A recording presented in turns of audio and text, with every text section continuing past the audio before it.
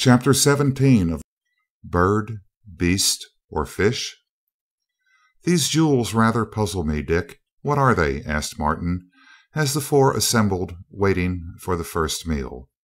As he spoke, he held up his third finger, on which gleamed the royal jewel of Osnome, in its splendid Belcher mounting of Arnak, as transparent as the jewel itself, and having the same intense blue color.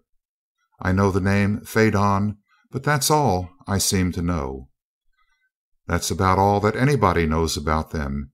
It's a naturally occurring, 100-faceted crystal, just as you see it there, deep blue, perfectly transparent, intensely refractive, and constantly emitting that strong blue light. It is so hard that it cannot be worked, cut, or ground. No amount of the hardest known abrasive will even roughen its surface. No blow, however great, will break it. It merely forces its way into the material of the hammer, however hard the hammer may be. No extremity of either heat or cold affects it in any degree. It is the same when in the most powerful electric arc as it is when immersed in liquid helium." "How about acids?" "That is what I'm asking myself. Osmonians aren't much force at chemistry. I'm going to try and get hold of another one, and see if I can't analyze it, just for fun. I can't seem to convince myself that a real atomic structure could be that large." "No, it is rather large for an atom," and turning to the two girls, "How do you like your solitaires?" "They are perfectly beautiful, and the Tiffany mounting is exquisite," replied Dorothy enthusiastically, "but they're so awfully big. They're as big as 10-carat diamonds, I do believe." "Just about," replied Seaton, "but at that they're the smallest Dunark could find. They have been kicking around for years, he says, so small nobody wanted them. They wear big ones on their bracelets, you know. You sure will make a hit in Washington, Dottie. People will think you're wearing a bottle stopper until they see it shining in the dark, and then they'll think it's an automobile headlight. But after a few jewelers have seen these stones, one of them will be offering us $5 million apiece for them, trying to buy them for some dizzy old dame who wants to put out the eyes of some of her social rivals. Yes? No?" "That's about right, Dick," replied Crane, and his face wore a thoughtful look. "We can't keep it secret that we have a new jewel, since all four of us will be wearing them continuously, and anyone who knows jewels at all will recognize these as infinitely superior to any known earthly jewel. In fact, they may get some of us into trouble, as fabulously valuable jewels usually do." "That's true, too. So we'll let it out casually that they're as common as mud up here, that we're just wearing them for sentiment, which is true, and that we're thinking of bringing back a shipload to sell for parking lights." "That would probably keep anyone from trying to murder our wives for their rings, at least." "Have you read our marriage certificate, Dick?" asked Margaret. "Not yet." "Let's look at it, Dottie." She produced the massive, heavily jeweled document, and the auburn head and brown one were very close to each other as they read together the English side of the certificate. Their vows were there, word for word, with their own signatures beneath them, all deeply engraved into the metal. Seaton smiled as he saw the legal form engraved below their signatures, and read aloud: "I, head of the church and commander in chief of the armed forces of Kondal upon the planet Osnome, certify that I have this day in the city of Condalek of said nation and planet joined in indissoluble bonds of matrimony Richard Ballinger Seaton, Doctor of Philosophy, and Dorothy Lee Vaneman, Doctor of Music, both of the city of Washington, District of Columbia, United States of America, upon the planet Earth, in strict compliance with the marriage laws both of Kondal and of the United States of America. Tarnan. Witness: Roban, Emperor of Kondal. Tural, Empress of Kondal. Dunark, Crown Prince of Kondal. Sitar, Crown Princes of Condal. Marc C. DuQuesne, Ph.D., Washington, D.C. "That is some document," remarked Seaton. "Probably a lawyer could find fault with its phraseology, but I'll bet that this thing would hold in any court in the world. Think you'll get married again when we get back, Mart?" Both girls protested, and Crane answered: "No, I think not. Our ceremony would be rather an anticlimax after this one, and this one will undoubtedly prove legal. I intend to register this just as it is, and get a ruling from the courts. But it is time for breakfast. Pardon me, I should have said darprat, for it certainly is not breakfast time by Washington clocks. My watch says that it is 11:30 p.m." "This system of time is funny," remarked Dorothy. "I just can't get used to having no night and—" "And it's such a long time between eats, as the famous governor said about the drinks," broke in Seaton. "How did you know what I was going to say, Dick?" "Husbandly intuition," he grinned, "and aided and abetted by a normal appetite that rebels at 17 hours between supper and breakfast and 9 hours between the other meals. Well, it's time to eat. Let's go." After eating, the men hurried to the Skylark. During the sleeping period, the vessel had been banded with the copper repellers. The machine guns and instruments, including the wonderful osnomium wireless system, had been installed, and except for the power bars, she was ready for a voyage. The Condalian vessel was complete, even to the cushions, but was without instruments.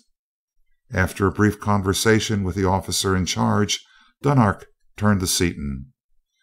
"Didn't you find that your springs couldn't stand up under the acceleration?" "Yes, they flattened out dead. The Colonex felon in charge of the work thought so, and substituted our compound compensated type, made of real spring metal for them. They'll hold you through any acceleration you can live through." "Thanks, that's fine. What's next? Instruments?" "Yes, I have sent a crew of men to gather up what copper they can find. You know that we use practically no metallic copper, as platinum, gold, and silver are so much better for ordinary purposes, and another to erect a copper smelter near one of the mines which supply the city with copper sulfate used upon our tables. While they are at work, I think I will work on the instruments, if you two will be kind enough to help me." Seaton and Crane offered to supply him with instruments from their reserve stock, but the Kofedix refused to accept them, saying that he would rather have their help in making them so that he would thoroughly understand their functions. The electric furnaces were rapidly made ready, and they set to work, Crane taking great delight in working that hitherto rare and very refractory metal, iridium, of which all the Condalian instruments were to be made. "They have a lot of our rare metals here, Dick." "They sure have. I'd like to set up a laboratory and live here for a few years. I'd learn something about my specialty or burst. They use gold and silver where we use copper, and platinum and its alloys where we use iron and soft steel. All their weapons are made of iridium, and all of their most highly tempered tools, such as their knives, razors, and so on, are made of opaque arenak. I suppose you noticed the edge on your razor." "How could I help it? It's hard to realize that a metal can be so hard that it requires 40 years on a diamond dust abrasive machine to hone a razor, or that once honed it shaves generation after generation of men without losing in any degree its keenness." "I can't understand it either. I only know that it's so. They have all our heavy metals in great abundance, and a lot more that we don't know anything about on Earth, but they apparently haven't any light metals at all. It must be that Osnome was thrown off the parent sun late, so that the light metals were all gone." "Something like that, possibly." The extraordinary skill of the Kofedix made the manufacture of the instruments a short task, and after Crane had replaced the few broken instruments of the Skylark from their reserve stock, they turned their attention to the supply of copper that had been gathered. They found it enough for only 2 bars. "Is this all we have?" asked Dunark sharply. "It is, Your Highness," replied the Kolonix. "This is every scrap of metallic copper in the city." "Oh, well, that will be enough to last until we can smelt the rest," said Seaton. "With 1 bar apiece, we're ready for anything Mardonale can start. Let him come." The bars were placed in the containers and both vessels were tried out, each making a perfect performance. Upon the following kokam, immediately after the first meal, the full party from Earth boarded the Skylark and accompanied the Kofedix to the copper smelter. Dunark himself directed the work of preparing the charges and the molds, though he was continually being interrupted by wireless messages in code and by messengers bearing tidings too important to trust into the air. "I hope you will excuse all of these delays," said Dunark after the 20th interruption, "but—" "That's all right, Dunark. We know that you're a busy man." "I can tell you about it, but I wouldn't want to tell many people. With the salt you gave us, I am preparing a power plant that will enable us to blow Mardonale into—" He broke off as a wireless call for help sounded. All listened intently, learning that a freight plane was being pursued by a Carlon a few hundred miles away. "Now's the time for you to study one, Dunark," Seaton exclaimed. "Get your gang of scientists out here while we go get him and drag him in." As Dunark sent the message, the Skylark's people hurried aboard, and Seaton drove the vessel toward the calls for help. With its great speed, it reached the monster before the plane was overtaken. Focusing the attractor upon the enormous metallic beak of the Carlon, Seaton threw on the power, and the beast halted in midair as it was jerked backward and upward. As it saw the puny size of the attacking Skylark, it opened its cavernous mouth in a horrible roar and rushed at full speed. Seaton, unwilling to have the repellers stripped from the vessel, turned on the current actuating them. The Carlon was hurled backward to the point of equilibrium of the two forces, where it struggled demoniacally.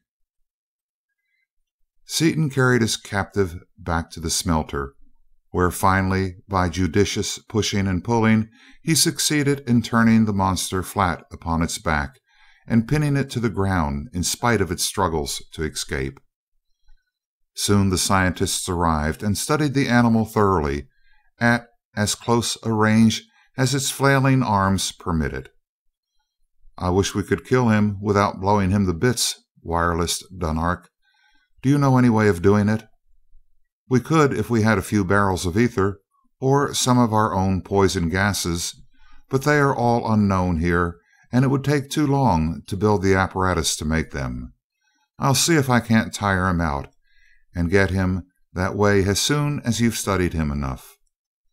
We may be able to find out where he lives, too." The scientists having finished their observations, Seaton jerked the animal a few miles into the air and shut off the forces acting upon it. There was a sudden crash, and the Carlon, knowing that this apparently insignificant vessel was its master, turned in headlong flight.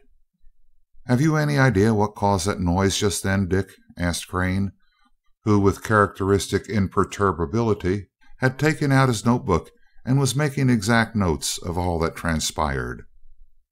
"I imagine we cracked a few of his plates," replied Seaton with a laugh, as he held the Skylark in place a few hundred feet above the fleeing animal. Pitted for the first time in its life against an antagonist who could both outfly and outfight it, the Carlon redoubled its effort and fled in a panic of fear. It flew back over the city of Condillac, over the outlying country, and out over the ocean, still followed easily by the Skylark. As they neared the Mardonalian border, a fleet of warships rose to contest the entry of the monster. Seaton, not wishing to let the foe see the rejuvenated Skylark, jerked his captive high into the thin air. As soon as it was released, it headed for the ocean in an almost perpendicular dive, while Seaton focused an object compass upon it. "Go to it, old top," he addressed the plunging monster, We'll follow you clear to the bottom of the ocean, if you go that far." There was a mighty double splash as the Carlon struck the water, closely followed by the Skylark.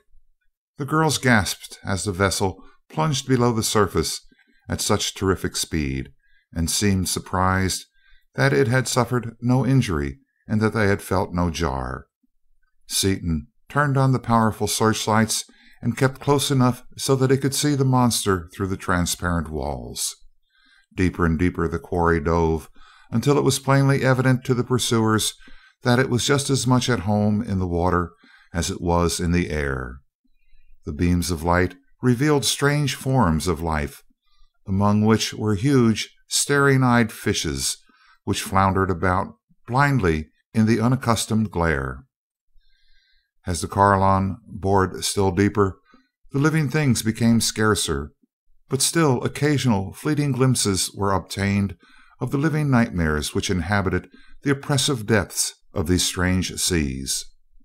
Continuing downward, the Carlon plumbed the nethermost pit of the ocean and came to rest upon the bottom, stirring up a murk of ooze. "How deep are we, Mart?" "About 4 miles. I have read the pressure, but we will have to calculate later exactly what depth it represents from the gravity and density readings." As the animal showed no signs of leaving its retreat, Seaton pulled it out with the attractor and it broke for the surface. Rising through the water at full speed, it burst into the air and soared upward to such an incredible height that Seaton was amazed.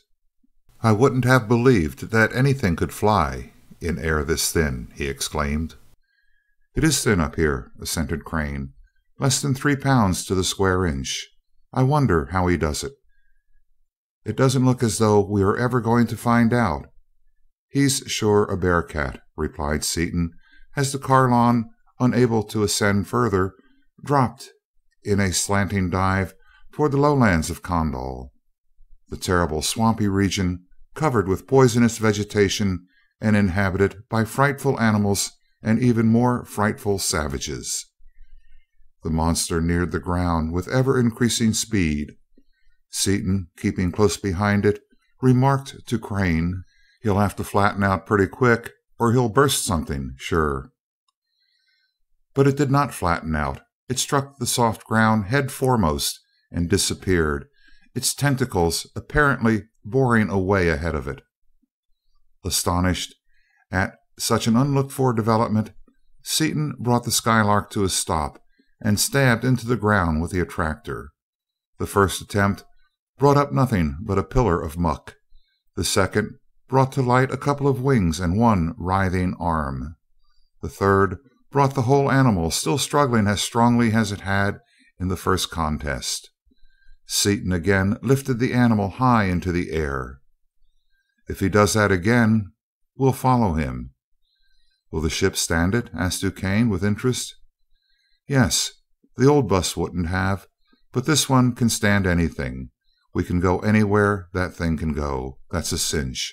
If we have enough power on, we probably won't even feel the jolt when we strike ground." Seaton reduced the force acting upon the animal until just enough was left to keep the attractor upon it, and it again dived into the swamp. The Skylark followed, feeling its way in the total darkness until the animal stopped, refusing to move in any direction, at a depth estimated by Crane to be about 3/4 of a mile. After waiting some time, Seaton increased the power of the attractor and tore the Carlon back to the surface and into the air, where it turned on the Skylark with redoubled fury. "We've dug him out of his last refuge, and he's fighting like a cornered rat," said Seaton, as he repelled the monster to a safe distance. "He's apparently as fresh as when he started, in spite of all this playing. Talk about a game fish! He doesn't intend to run any more, though, so I guess we'll have to put him away. It's a shame to bump him off, but it's got to be done."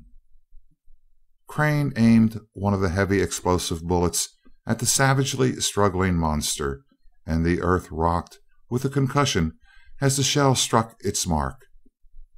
They hurried back to the smelter, where Dunark asked eagerly, What did you find out about it?" "Nothing much," replied Seaton, and in a few words described the actions of the Carlon. "What did your savants think of it?" "Very little that any of us can understand in terms of any other known organism. It seems to combine all the characteristics of bird, beast, and fish, and to have within itself the possibilities of both bisexual and asexual reproduction." "I wouldn't doubt it. It's a queer one, all right." The copper bars were cool enough to handle, and the Skylark was loaded with 5 times its original supply of copper, the other vessel taking on a much smaller amount. After the Kofedix had directed the officer in charge to place the remaining bars in easily accessible places throughout the nation, the 2 vessels were piloted back to the palace, arriving just in time for the last meal of the Kokam. "Well, Dunark," said Seaton, after the meal was over, "I'm afraid that we must go back as soon as we can. Dorothy's parents and Martin's bankers will think they are dead by this time. We should start back right now, but—" "Oh, no, you must not do that. That would rob our people of the chance of bidding you good-bye." "There's another reason, too. I have a mighty big favor to ask of you." "It is granted. If a man can do it, consider it done." "Well, you know platinum is a very scarce and highly useful metal with us. I wonder if you could let us have a few tons of it. And I would like to have another faidon, too. I want to see if I can analyze it." "You have given us 1,000 times the value of all the platinum and all the jewels your vessel can carry. As soon as the foundries are open tomorrow, we will go and load up your storerooms, or, if you wish, we will do it now." "That isn't necessary. We may as well enjoy your hospitality for one more sleeping period. Get the platinum during the first work period, and bid you goodbye just before the second meal. How would that be?" "Perfectly satisfactory." The following Kokam, Dunark piloted the Skylark with Seaton, Crane, and Duquesne as crew to one of the great platinum foundries. The girls remained behind to get ready for their departure and for the great ceremony which was to precede it. The trip to the foundry was a short one, and the 3 scientists of Earth stared at what they saw: thousands of tons of platinum cast into bars and piled up like pig iron, waiting to be made into numerous articles of everyday use throughout the nation.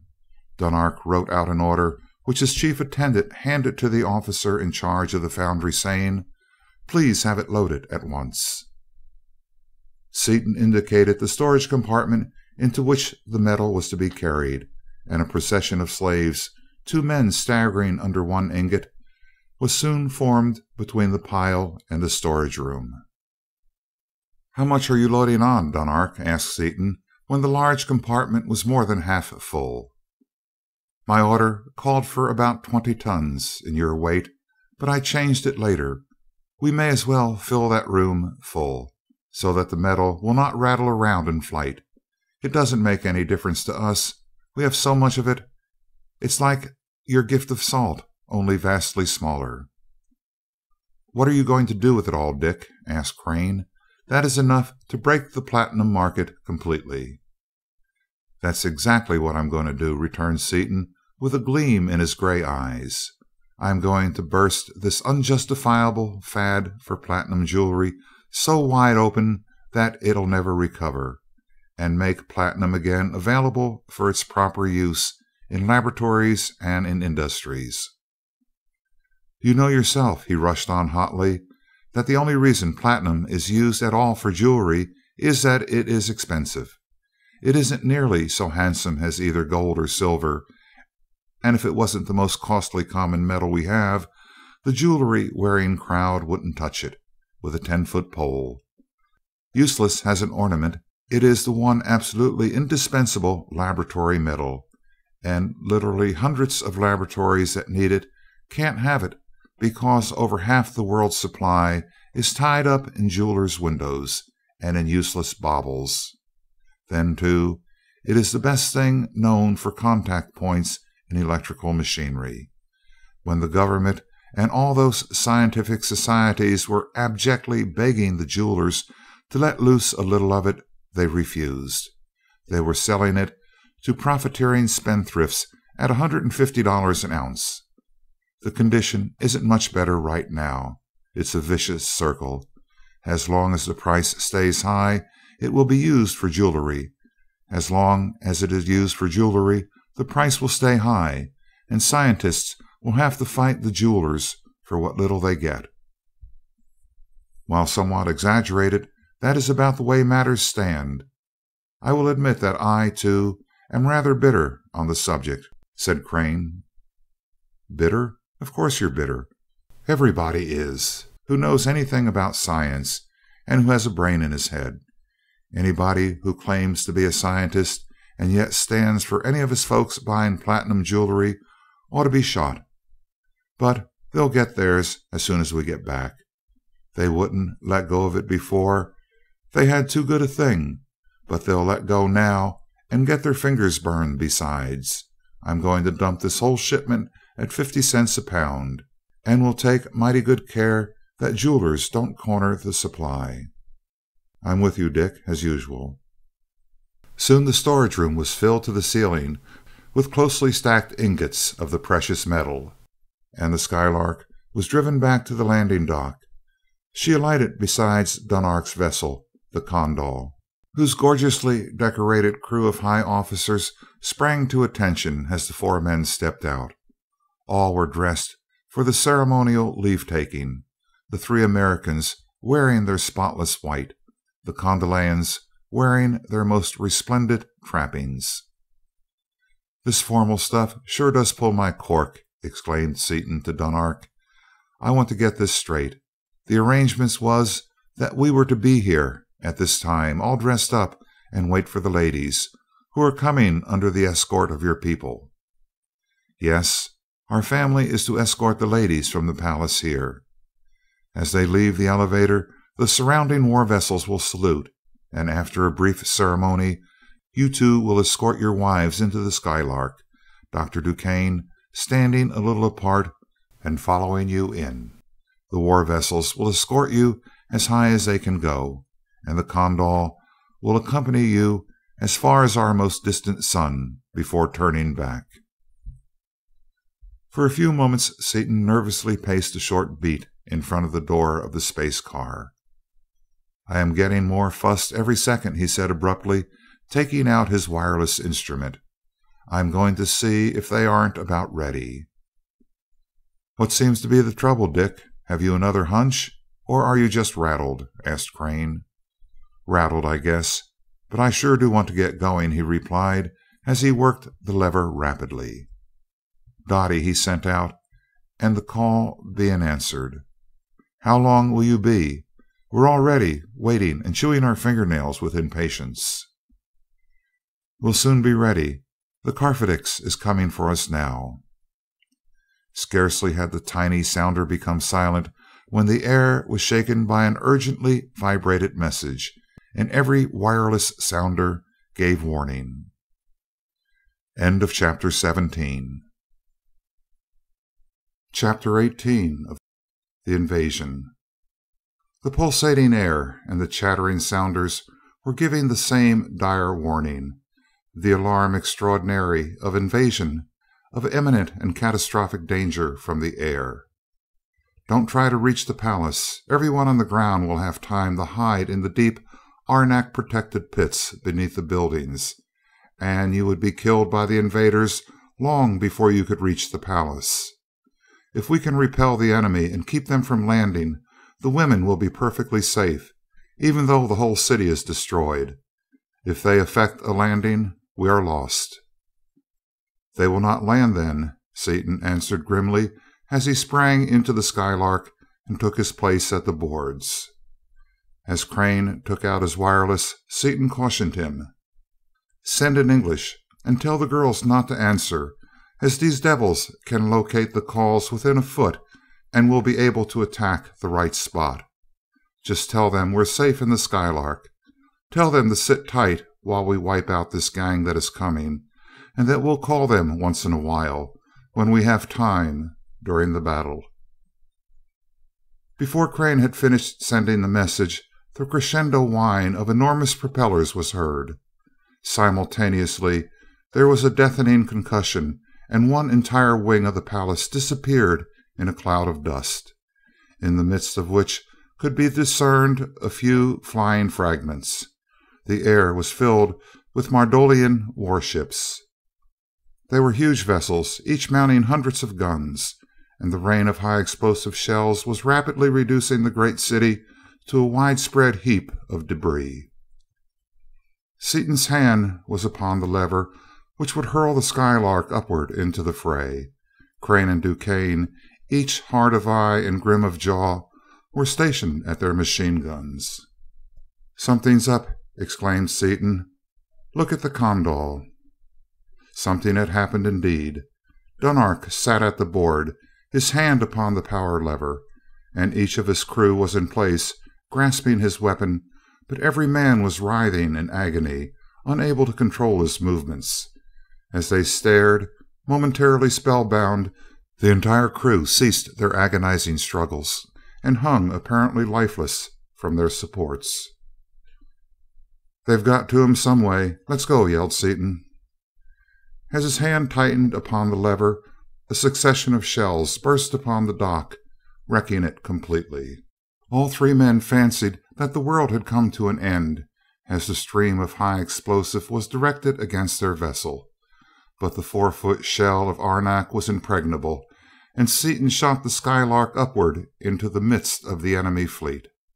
The two gunners fired as fast as they could sight their weapons, and with each shot one of the great warships was blown into fragments. The Mardolians then concentrated the fire of their entire fleet upon their tiny opponent. From every point of the compass, from above and below, the enemy gunners directed streams of shells against the dodging vessel. The noise was more than deafening.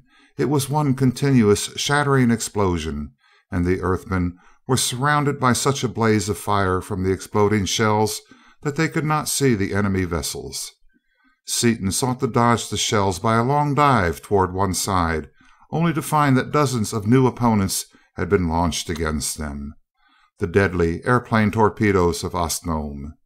Steered by wireless and carrying no crews, they were simply winged bombs carrying thousands of pounds of terrific electrical explosive, enough to kill the men inside the vessel by concussion of the explosion, even should the arenak armor be strong enough to withstand the blow.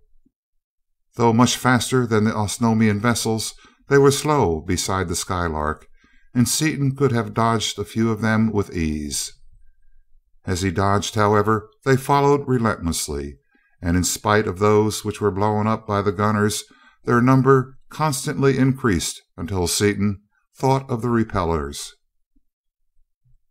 "Nobody home is right," he exclaimed as he threw on the power, actuating the copper bands which encircled the hull in all directions. Instantly the torpedoes were hurled backward, exploding as the force struck them, and even the shells were ineffective, exploding harmlessly as they encountered the zone of force. The noise of the awful detonations lessened markedly. "Why the silence, I wonder?" asked Seaton, while the futile shells from the enemy continued to waste their force some hundreds of feet distant from their goal, and while Crane and Duquesne were methodically destroying the huge vessels as fast as they could aim and fire. At every report, one of the monster warships disappeared, its shattered fragments and the bodies of its crew hurtling to the ground.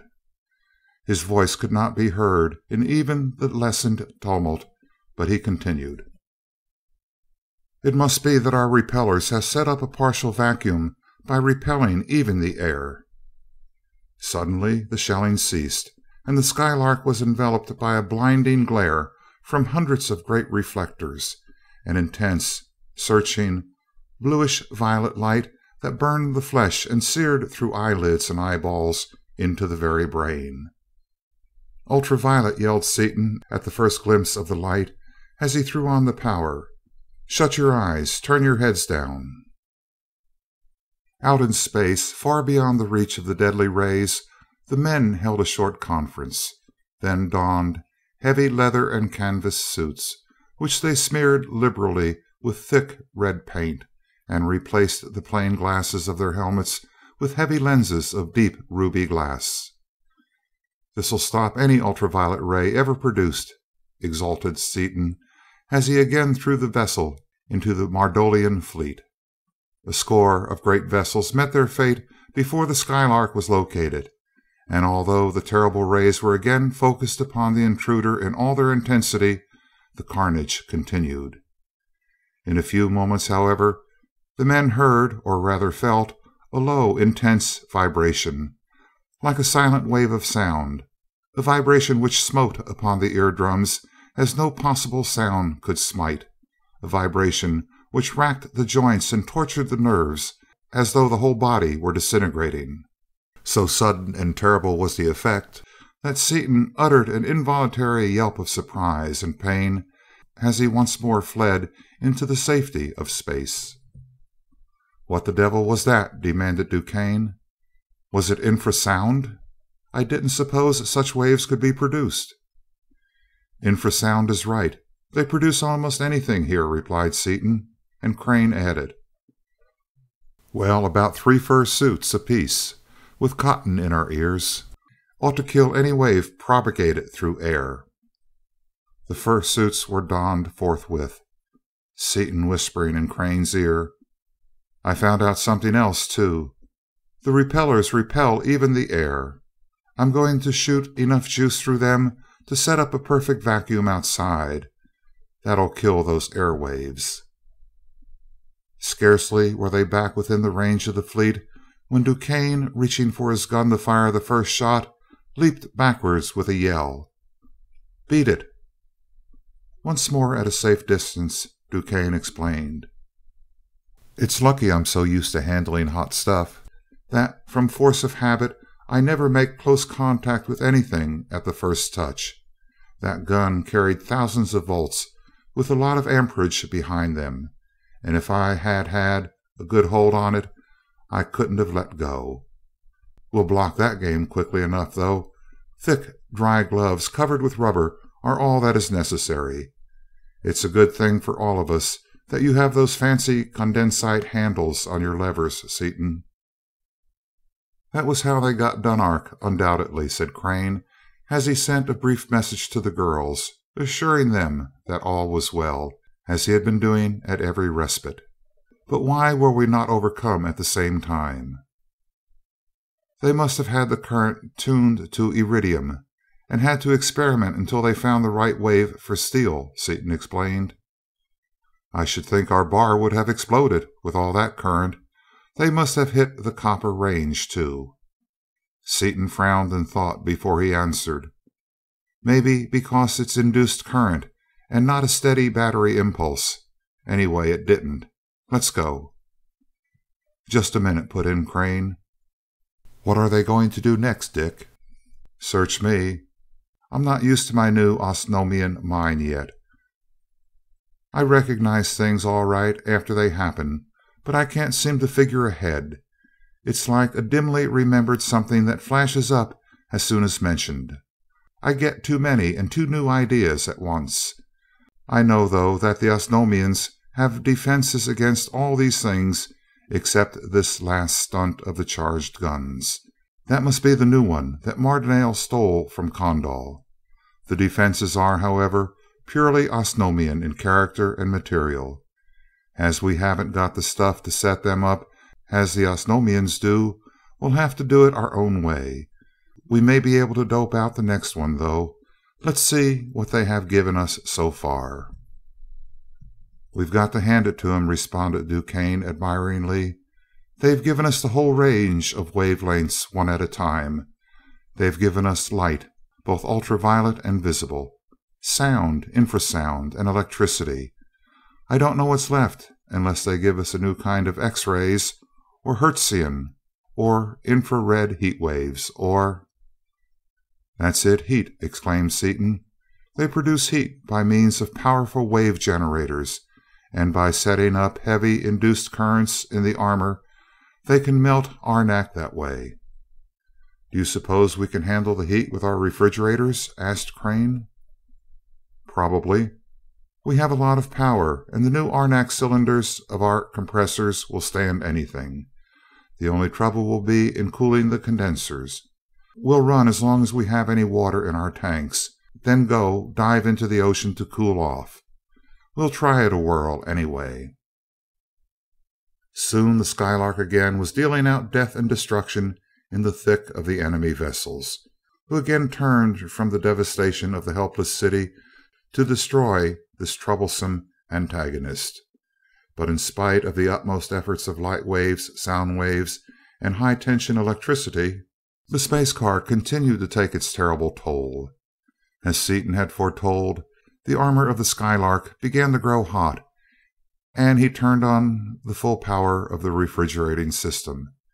In spite of the cooling apparatus, however, the outer walls finally began to glow redly, and although the interior was comfortably cool, the ends of the rifle barrels, which were set flush with the surface of the revolving arenak globes which held them, softened, rendering the guns useless. The copper repellers melted and dripped off in flaming balls of molten metal, so that shells once more began to crash against the armor. DuQuesne, with no thought of quitting apparent in his voice or manner, said calmly, "Well, it looks as though they had us stopped for a few minutes. Let's go back into space and dope out something else." Seaton, thinking intensely, saw a vast fleet of enemy reinforcements approaching, and at the same time received a wireless call directed to Dunark. It was from the grand fleet of Kondal, hastening from the bordering ocean to the defense of the city. Using Dunark's private code, Seaton told the Karbix, who was in charge of the fleet, that the enemy had a new invention which would wipe them out utterly without a chance to fight, and that he and his vessel were in control of the situation, and ordered him to see that no Kondalian ship came within battle range of a Mardalian. He then turned to Crane and DuQuesne, his face grim and his fighting jaw set. "I've got it doped right now. Give the Lark speed enough and she's some bullet herself. We've got 4 feet of arenak. They've got only an inch, and arenak doesn't even begin to soften until far above a blinding white temperature. Strap yourselves in solid. It's going to be a rough party from now on." They buckled their belts firmly, and Seaton, holding the bar toward their nearest antagonist, applied 20 notches of power. The Skylark darted forward and crashed completely through the great airship. Torn wide open by the 40-foot projectile, its engines wrecked, and its helicopter screws and propellers completely disabled, the helpless hulk plunged through 2 miles of empty air, a mass of wreckage. Darting hither and thither, the space car tore through vessel after vessel of the Mardolian fleet. She was an embodied thunderbolt, a huge, irresistible, indestructible projectile, directed by a keen brain inside it, the brain of Richard Seaton, roused to his highest fighting pitch and fighting for everything that man holds dear. Tortured by the terrible silent waves, which now that the protecting vacuum had been destroyed were only partially stopped by the fur suits, shaken and battered by the terrific impacts and the even greater shocks occurring every second as the direction of the vessel was changed, made sick and dizzy by the nauseating swings and lurches as the Skylark spun about the central chamber, Seaton's wonderful physique and his nerves of steel stood him in good stead in this, the supreme battle of his life, as with teeth tight locked and eyes gray and hard as the fracture of high carbon steel, he urged the Skylark on to greater and greater efforts. Though it was impossible for the eye to follow the flight of the space car, the mechanical sighting devices of the Mardolian vessels kept her in as perfect focus as though she were stationary, and the great generators continued to hurl into her the full power of their death-dealing waves. The enemy guns were still spitting forth their streams of high explosive shells, but unlike the waves, the shells moved so slowly compared to their target that only a few found their mark, and many of the vessels fell to the ground, riddled by the shells of their sister ships. With anxious eyes, Seaton watched the hull of his animated cannonball change in color.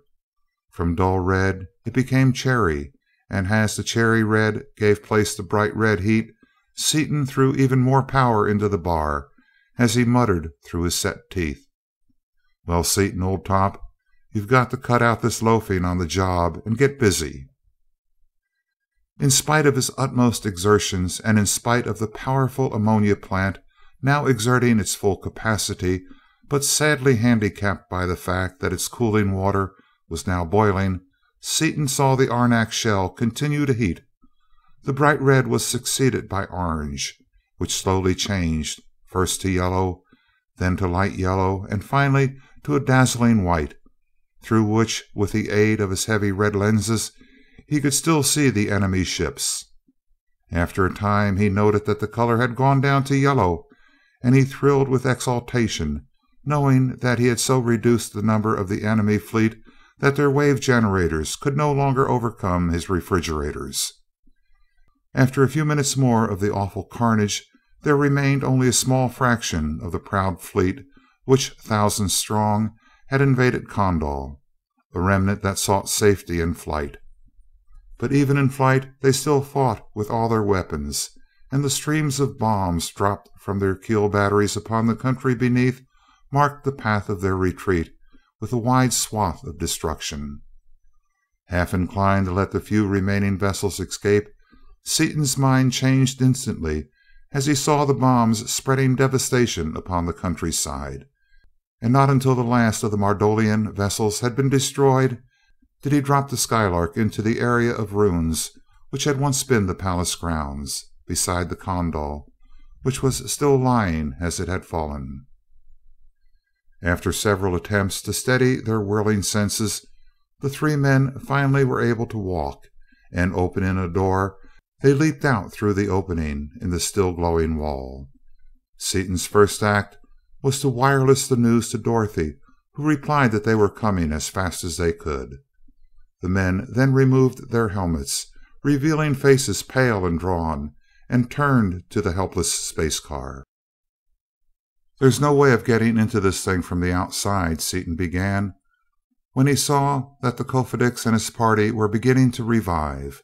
Soon Dunark opened the door and stumbled out. "I have to thank you for more than my life this time," he said, his voice shaken by uncontrollable emotion as he grasped the hands of all three men. "Though unable to move, I was conscious and saw all that happened. You kept them so busy that they didn't have a chance to give us enough to kill us outright. You saved the lives of millions of our nation, and have saved Kondal itself from annihilation." "Oh, it's not that bad," answered Seaton uncomfortably. "Both nations have been invaded before." "Yes, once when we developed the ultraviolet ray, once when Martinale perfected the machine for producing the silent sound wave, and again when we harnessed the heat wave. But this would have been the most complete disaster in history. The other inventions were not so deadly as was this one, and there were terrible battles from which the victors emerged so crippled that they could not completely exterminate the vanquished, who were able to reestablish themselves in the course of time. If it had not been for you, this would have been the end. As not a Kondalian soldier could move, any person touching iridium was helpless and would have been killed." He ceased speaking and saluted as the Kofedix and his party rounded a heap of boulders. Dorothy and Margaret screamed in unison as they saw the haggard faces of their husbands, and saw their suits dripping with a thick substance which they knew to be red in spite of its purplish black color. Seaton dodged nimbly as Dorothy sought to take him in her arms, and tore off his suit. "Nothing but red paint to stop their light rays," he reassured her as he lifted her clear off the ground in a soul-satisfying embrace. Out of the corner of his eye he saw the Kondalians staring in open-mouthed amazement at the Skylark. Wheeling swiftly, he laughed as he saw a gigantic ball of frost and snow. Again donning his first suit, he shut off the refrigerators and returned to his party, where the Carfidix gave him thanks in measured terms. As he fell silent, Dunark added, "Thanks to you, the Mardolian forces, instead of wiping us out, are themselves destroyed, while only a handful of our vessels have been lost. Since the Grand Fleet could not arrive until the battle was over, and since the vessels that would have thrown themselves away were saved by your orders, which I heard, thanks to you, we are not even crippled, though our capital is destroyed and the lives of some unfortunates who could not reach the pits in time have probably been lost. Thanks to you," he continued in a ringing voice, "and to the salt and the new source of power you have given us, Mardonale shall now be destroyed utterly." After sending out ships to relieve the suffering of the few wounded and the many homeless, Dunark summoned a corps of mechanics who banded on new repellers and repaired the fused barrels of the machine guns, all that was necessary to restore the Skylark to perfect condition. Facing the party from Earth, the Carfidix stood in the ruins of his magnificent palace. Back of him were the nobles of Condol, and still further back in order of rank stood a multitude of people. "Is it permitted, O noble Carfido, that I reward your captive for his share in the victory?" he asked. "It is," acquiesced Seaton and Crane, and Roban stepped up to Duquesne and placed in his hand a weighty leather bag. He then fastened about his left wrist the Order of Condol, the highest order of the nation. He then clasped about Crane's wrist a heavily jeweled, peculiarly ornamented disc wrought of deep ruby red metal, supported by a heavy bracelet of the same material, the most precious metal of Osnome. At sight of the disc, the nobles saluted, and Seaton barely concealed a start of surprise, for it bore the royal emblem and delegated to its bearer power second only to that of the Carfidix himself. "I bestow upon you this symbol, Carfidix Crane, in recognition of what you have done this day for Condol. Wherever you may be upon Condolian Osnome, which from this day henceforth shall be all Osnome, you have power as my personal representative, as my eldest son." He drew forth a second bracelet similar to the first, except that it bore 7 discs, each differently designed, which he snapped upon Seaton's wrist as the nobles knelt and the people back of them threw themselves upon their faces. No language spoken by man possesses words sufficiently weighty to express our indebtedness to you, Carfidix Seaton, our guest and our savior. The First Cause has willed that you should be the instrument through which Condol is this day made supreme upon Osnome. In small and partial recognition of that instrumentality, I bestow upon you these symbols, which proclaim you our overlord, the ultimate authority of Osnome. While this is not the way in which I had thought to bid you farewell, the obligations which you have heaped upon us render all smaller things insignificant. When you return, as I hope and trust you soon will, the city shall be built anew, and we can welcome you as befits your station. Lifting both arms above his head, he continued, "May the great First Cause smile upon you in all your endeavors until you solve the mystery. May your descendants soon reach the ultimate goal. Goodbye." Seaton uttered a few heartfelt words in response, and the party stepped backward toward the Skylark. As they reached the vessel, the standing Carfidix and the ranks of kneeling nobles snapped into the double salute, truly a rare demonstration in Condol. "What do we do now?" whispered Seaton. "Bow, of course," answered Dorothy. They bowed deeply and slowly and entered their vessel. As the Skylark shot into the air with the greatest acceleration that would permit its passengers to move about, the grand fleet of Condolian warship fired a deafening salute. It had been planned before the start that each person was to work 16 hours out of the 24. Seaton was to drive the vessel during the first 2 8-hour periods of each day. Crane was to observe the stars during the second and drive during the third. DuQuesne was to act as observer during the first and third periods. Margaret volunteered to assist the observer in taking his notes during her waking hours, and Dorothy appointed herself cook and household manager. As soon as the Skylark had left Osnome, Crane told DuQuesne that he and his wife would work in the observation room until 4 o'clock in the afternoon, at which time the prearranged system of relief would begin, and DuQuesne retired to his room. Crane and Margaret made their way to the darkened room, which housed the instruments, and seated themselves, watching intently, making no effort to conceal their emotion, as first the persons beneath them, then the giant war vessels, and finally the ruined city itself were lost to view. Osnome slowly assumed the proportions of a large moon, grew smaller, and as it disappeared, Crane began to take notes. For a few hours the 17 suns of this strange solar system shone upon the flying space car, after which they assumed the aspect of a widely separated cluster of enormous stars, slowly growing smaller and smaller and shrinking closer and closer together. At 4 o'clock in the afternoon, Washington time, DuQuesne relieved Crane, who made his way to the engine room. "It's time to change shifts, Dick. You have not had your 16 hours, but everything will be regular from now on. You too had better get some rest."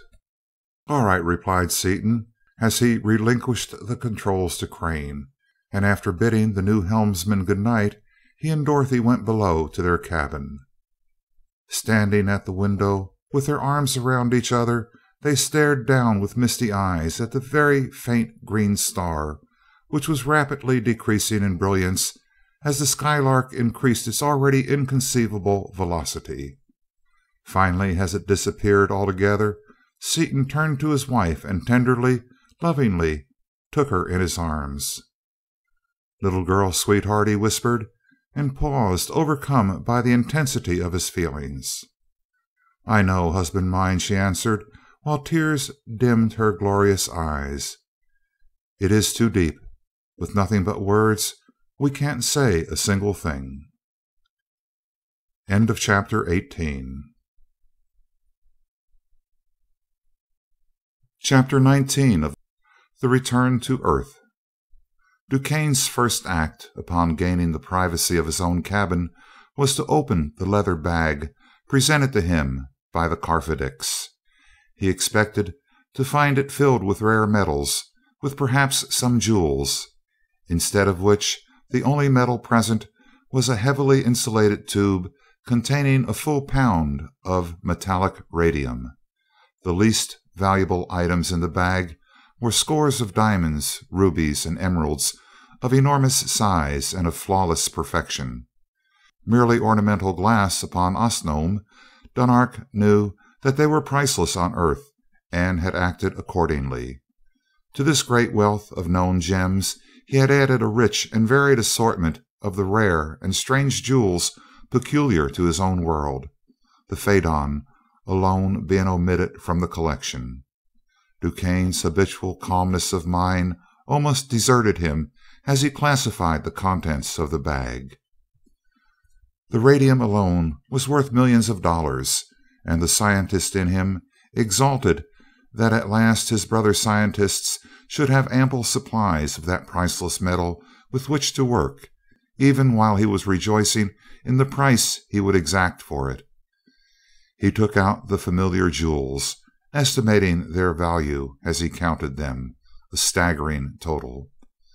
The bag was still half full of the strange gems, some of them glowing like miniature lamps in the dark depths, and he made no effort to appraise them. He knew that once any competent jeweler had compared their cold, hard, scintillating beauty with that of any earthly gems, he could demand his own price.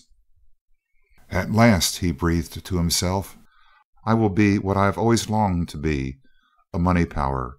Now I can cut loose from that gang of crooks and go my own way."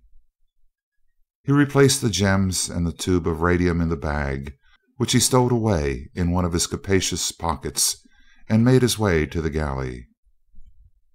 The return voyage through space was uneventful, the Skylark constantly maintaining the same velocity with which she had started out. Several times as the days wore on, she came within the zone of attraction of various gigantic suns, but the pilot had learned his lesson. He kept a vigilant eye upon the bar, and at the first sign of a deviation from the perpendicular, he steered away, far from the source of that attraction. Not content with these precautions, the man at the board would, from time to time, shut off the power to make sure that the space car was not falling toward a body directly in its line of flight. When half the distance had been covered, the bar was reversed, the travelers holding an impromptu ceremony as the great vessel spun around its center through an angle of 180 degrees.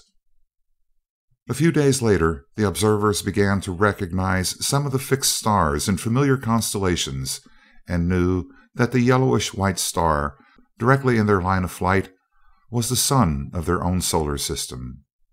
After a time, they saw that their course, instead of being directly toward the rapidly brightening star, was bearing upon a barely visible star a little to one side of it. Pointing their most powerful telescope toward that point of light, Crane made out a planet, half of its disk shining brightly. The girls hastened to peer through the telescope, and they grew excited as they made out the familiar outlines of the continents and oceans upon the lighted portion of the disk. It was not long until these outlines were plainly visible to the unaided vision. The earth appeared as a great, softly shining greenish half moon, with parts of its surface obscured by fleecy wisps of clouds, and with its two gleaming ice caps making of its poles two brilliant areas of white. The returning wanderers stared at their own world with their hearts in their throats as Crane, who was at the board, increased the retarding force sufficiently to assure himself that they would not be traveling too fast to land upon the earth. After Dorothy and Margaret had gone to prepare a meal, DuQuesne turned to Seaton. "Have you gentlemen decided what you intend to do with me?" "No, we haven't discussed it yet. I can't make up my own mind what I want to do to you, except that I sure would like to get you inside a square ring with 4-ounce gloves on. You have been of too much real assistance on this trip for us to see you hanged as you deserve. On the other hand, you are altogether too much of a thoroughgoing scoundrel for us to let you go free. You see the fix we're in. What would you suggest?" "Nothing," replied DuQuesne calmly. "As I am in no danger whatever of hanging, nothing you can say on that score affects me in the least. As for freeing me, you may do as you please. It makes no difference to me, one way or the other. No jail can hold me for a day. I can say, however, that while I have made a fortune on this trip, so that I do not have to associate further with Steel unless it is in my interest to do so, I may nevertheless find it desirable at some future time to establish a monopoly of X. That would, of course, necessitate the death of yourself and Crane. In that event, or in case any other difference should arise between us, this whole affair will be as though it had never existed. It will have no weight either way, whether or not you try to hang me." "Go as far as you like," Seaton answered cheerfully.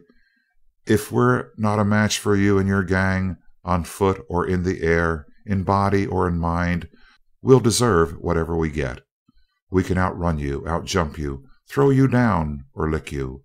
We can run faster, hit harder, dive deeper, and come up drier than you can. We'll play any game you want to deal, whenever you want to deal it, for fun, money, chalk, or marbles." His brow darkened in anger as a thought struck him, and the steady gray eyes bored into the unflinching black ones as he continued, with no trace of his former levity in his voice. "But listen to this. Anything goes as far as Martin and I personally are concerned. But I want you to know that I could be arrested for what I think of you as a man, and if any of your little schemes touch Dottie or Peggy in any way, shape, or form, I'll kill you as I would a snake, or rather, I'll take you apart as I would any other piece of scientific apparatus. That isn't a threat, it's a promise. Get me? Perfectly. Good night. For many hours the earth had been obscured by clouds, so that the pilot had only a general idea of what part of the world was beneath them. But as they dropped rapidly downward into the twilight zone, the clouds parted and they saw that they were directly over the Panama Canal. Seaton allowed the Skylark to fall to within 10 miles of the ground, when he stopped so that Martin could get his bearings and calculate the course to Washington, which would be in total darkness before their arrival. DuQuesne had retired, cold and reticent as usual. Glancing quickly about his cabin to make sure that he had overlooked nothing he could take with him, he opened a locker, exposing to view 4 suits which he had made in his spare time, each adapted to a particular method of escape from the Skylark. The one he selected was of heavy canvas, braced with steel netting, equipped with helmet and air tanks, and attached to a strong, heavy parachute. He put it on, tested all its parts, and made his way unobserved to one of the doors in the lower part of the vessel. Thus, when the chance to escape came, he was ready for it. As the Skylark paused over the isthmus, his lips parted in a sardonic smile. He opened the door and stepped out into the air, closing the door behind him as he fell. The neutral color of his parachute was lost in the gathering twilight a few seconds after he left the vessel. The course laid, Seaton turned almost due north, and the Skylark tore through the air. After a short time, when half the ground had been covered, Seaton spoke suddenly. "Forgot about DuQuesne, Mart. We'd better iron him, hadn't we? Then we'll decide whether we want to keep him or turn him loose." "I will go fetch him," replied Crane, and turned to the stairs. He returned shortly with the news of the flight of the captive. He must have made himself a parachute.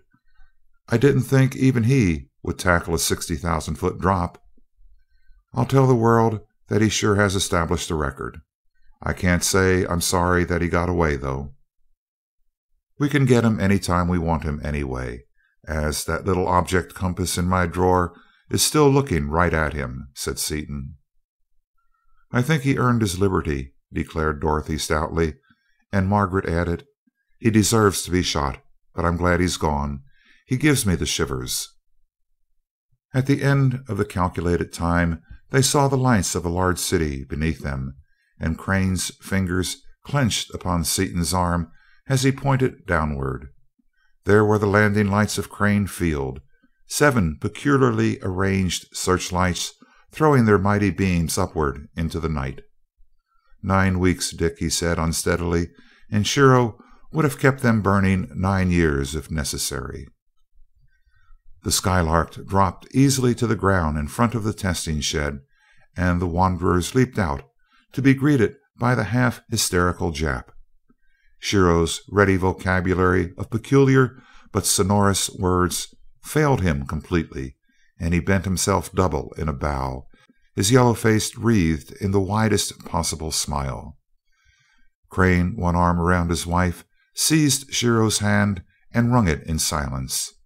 Seaton swept Dorothy off her feet, pressing her slender form against his powerful body. Her arms tightened about his neck as they kissed each other fervently, and he whispered into her ear, "Sweetheart, wife, isn't it great to be back on our good old Earth again?" End of chapter 19. Recording by Richard Kilmer, Rio Medina, Texas. End of The Skylark of Space by E. Doc Smith.